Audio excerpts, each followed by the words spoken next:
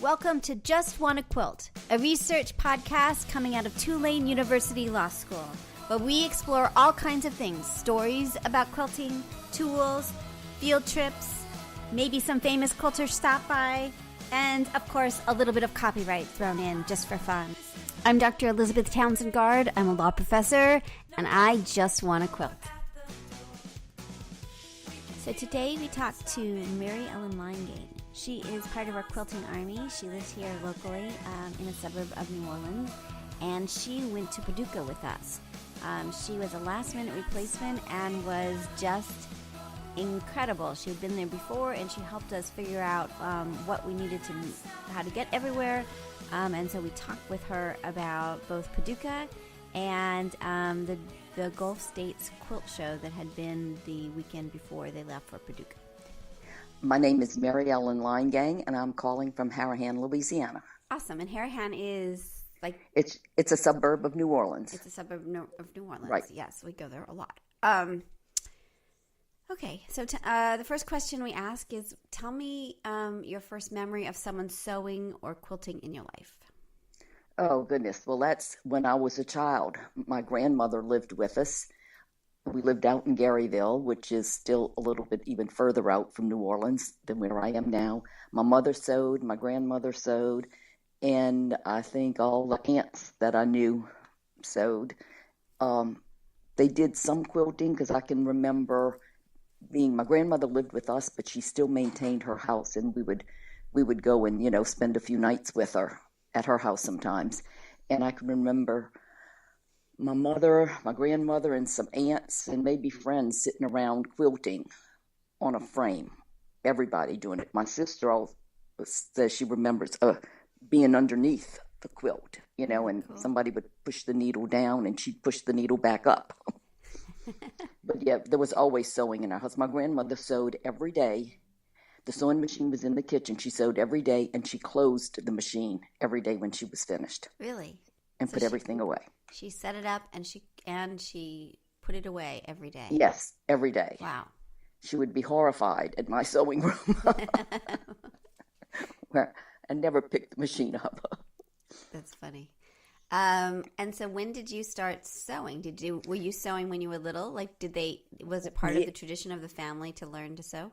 Yes, and maybe what I remember being really little was hand sewing clothes for making clothespin dolls. The old-fashioned clothespins, not the pinch ones. The other ones that you just, push down on the clothes. We would make clothes for the clothespin and make clothespin dolls, but that was sewing it by hand. Oh, interesting. And that's the first thing I remember. And then also learning to embroider. Yeah. Love that.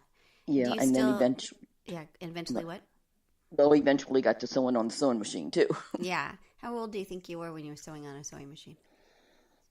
Oh, I know I was in grammar school because I belonged to the 4-H club, and I remember we had to make an apron for whatever the 4-H club day is, Achievement Day or something. Yeah. Probably 10. Yeah. Interesting. And so did you sew throughout your life, or when did you start? Yes. So, yeah. Have you always it's always been part of your life? Yes. And not quilting, but sewing. I've always sewn. My mother sewed a lot of our clothes, and we'd make some of our clothes. When I have 2 sons, and when they were little, I would make outfits for them. You couldn't do as much as you could for girls, but I'd make them just a little pair of short pants or those little rompers that, buttoned on the shoulder. Yeah. And I'd use, whatever was left over from clothes I made or things my mother had made. She'd give me if there was a piece big enough to get a little pair of pants out of. Interesting. I remember there was like 1 or 2 weeks when they would take a nap, I'd sew up a little pair of pants while they were taking their nap. That's still a tradition. We see so many of the young sewers. Abby Glassenberg is super famous. Hers is while she naps, right? That's her whole, it's really interesting. There are those spaces of that precious time when they're sleeping and what you're going to do with it. Right. All right. So when did you start quilting? I probably started quilting 1997 or 98. Why? I really wasn't into quilting before then. I just, I didn't really like it. My mom quilted some even later in life, and then she passed away in 97. And it seems like right after that, all of a sudden, I got the bug to start quilting.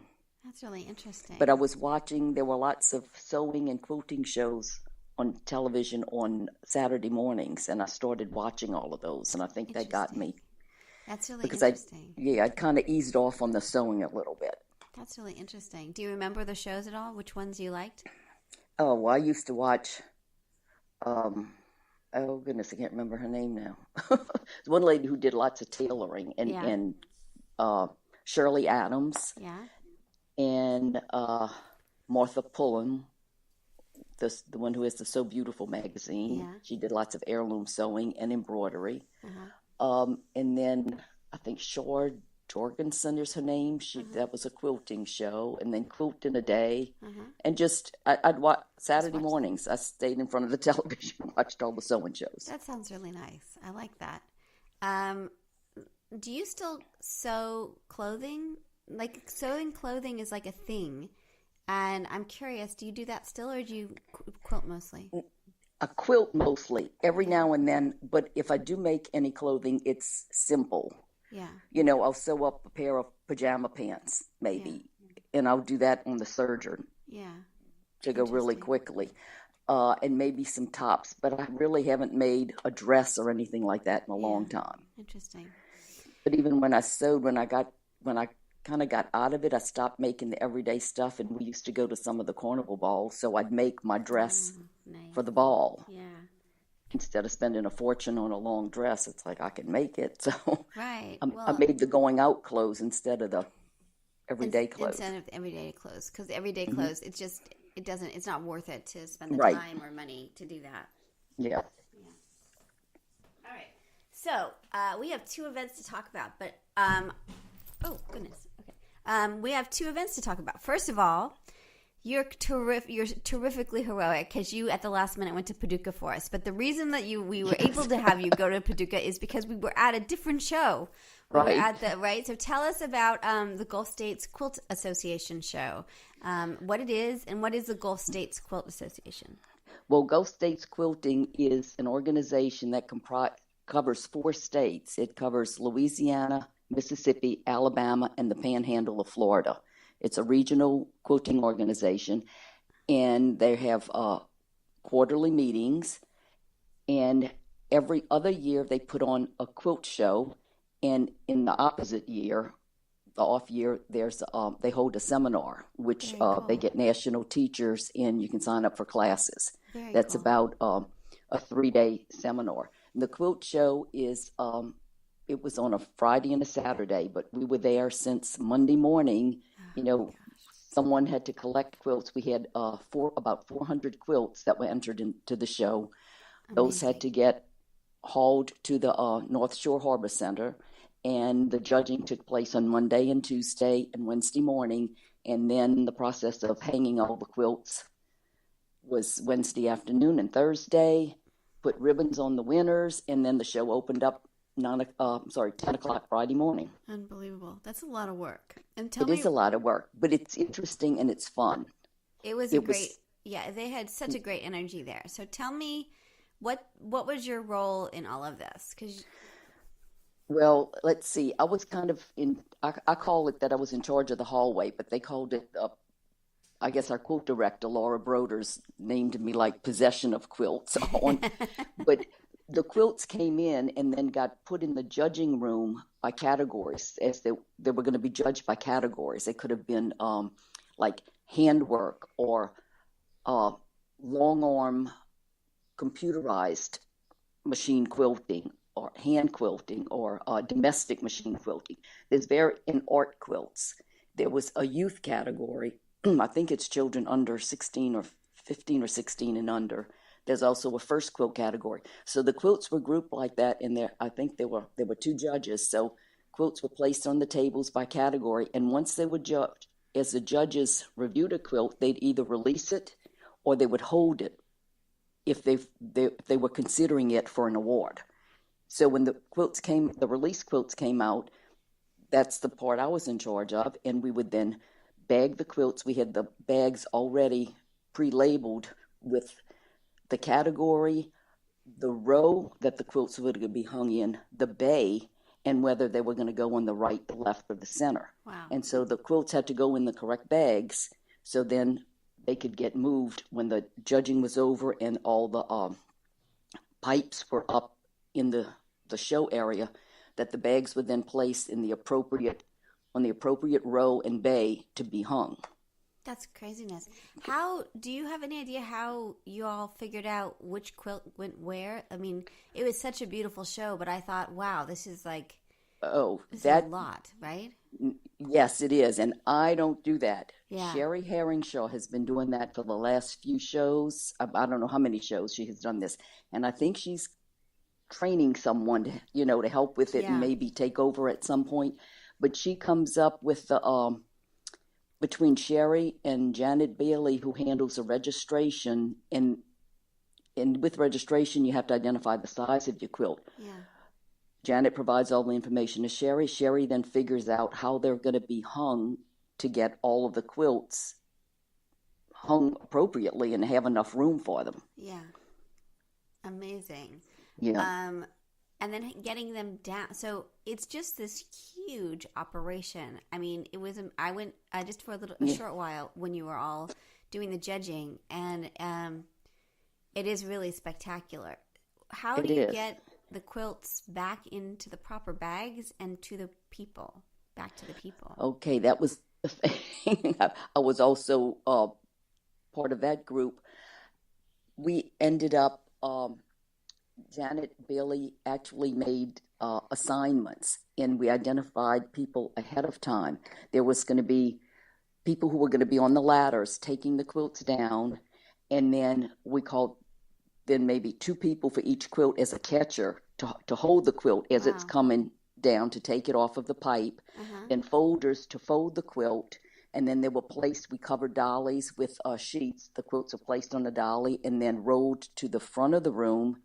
And then there were cards with a person's, the quilter's name and the number. All of the quilts had a number on them, and because some people may have entered 4 or 5 or 6 quilts, and all of those were identified, and those were laid out on tables in numerical order. Each quilter also had a number, and the card had a number, and then the quilts were identified with a code basically on.